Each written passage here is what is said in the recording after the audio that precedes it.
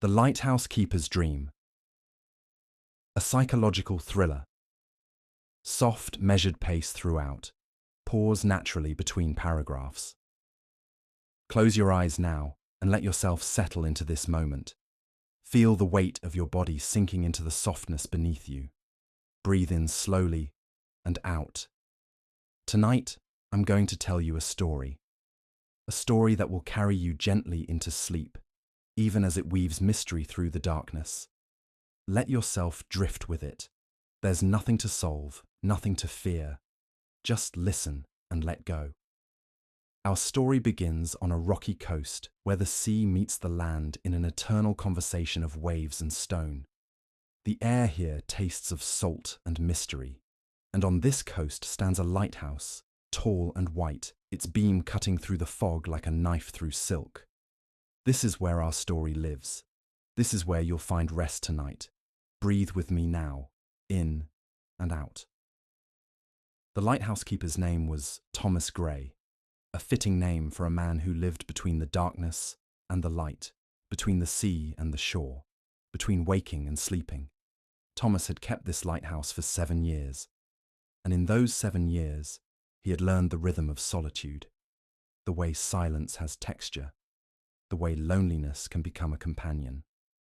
Let your shoulders relax now. Let the tension drain away like water finding its path to the sea. Thomas Gray had come to the lighthouse to escape something. What that something was, he rarely allowed himself to remember in the daylight hours. But at night, when the beam swept round and round, casting its ancient pattern across the walls of his small keeper's quarters, the memories would surface like creatures from the deep. Slowly, inevitably. Tonight was such a night. The fog had rolled in thick and complete, transforming the world into cotton and whisper.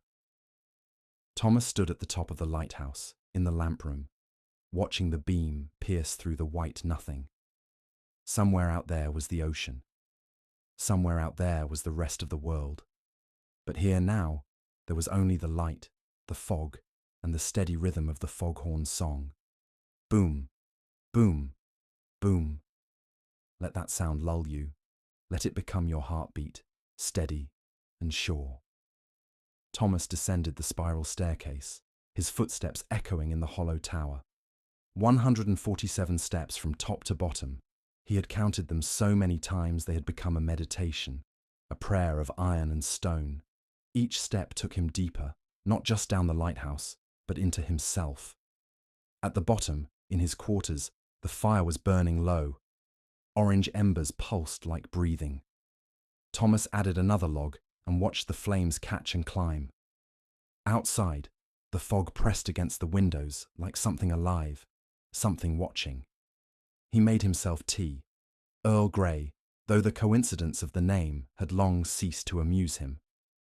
The ritual was soothing, water boiling, the ceramic cup warming in his hands, the steam rising, carrying away thoughts he didn't want to keep.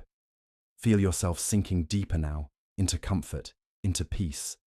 As Thomas sat by the fire, he heard something unusual, a sound that didn't belong to his catalogue of known sounds.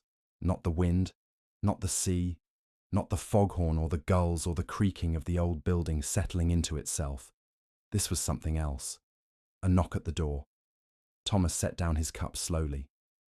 The nearest town was 12 miles away, connected by a narrow road that twisted along the cliff edge. No one came to the lighthouse at night. No one came during fog like this. It was impossible, and yet, there it was again. Knock, knock, knock. Your breathing is steady. You are safe in your bed, listening, drifting. Thomas rose and crossed to the door. His hand hesitated on the handle. Through the small window set into the wood, he could see nothing but fog. He opened the door. No one was there. The fog swirled in, cold and damp, filling the doorway, like water pouring into a ship. Thomas stepped out onto the small porch, looking left and right. The beam from the lighthouse swept overhead, illuminating the fog from within, turning it golden for a moment, then abandoning it to darkness again. "Hello?" His voice sounded strange, swallowed by the soft white everything. Nothing answered. Only the boom of the foghorn, right on schedule. Boom. Boom. Boom. Thomas went back inside and closed the door firmly. He checked the lock twice. Then he returned to his fire, to his tea, telling himself it had been the wind. Just the wind, playing tricks. The lighthouse did that sometimes. It was old, it had its moods, but as he lifted his cup to his lips, he saw something that made him freeze. Wet footprints on the floor, leading from the door to where he now sat. But he had been the only one to walk that path. Let this mystery wash over you like a wave, harmless and distant. Thomas set down his cup and knelt beside the footprints. They were small, smaller than his own. The prints of bare feet, each toe clearly defined in the moisture. They glistened in the firelight. He touched one with his finger. Cold. Real.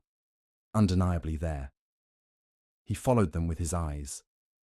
They led from the door, past where he had been sitting, and stopped at the base of the spiral staircase, as if whoever made them had begun climbing. Thomas looked up into the darkness of the shaft. The stairs spiraled up and up, disappearing into shadow. Somewhere up there, the lamp room rotated, sending its beam out across the fog-blind sea. "Is someone there?" he called. His voice echoed up the metal spiral. Someone. Someone. Someone. No answer came back down. Your eyelids are heavy now. So heavy. Let them close if they want to. Thomas climbed the stairs slowly, counting each one as always. 1, 2, 3. The metal rang softly under his boots. The walls pressed close on either side.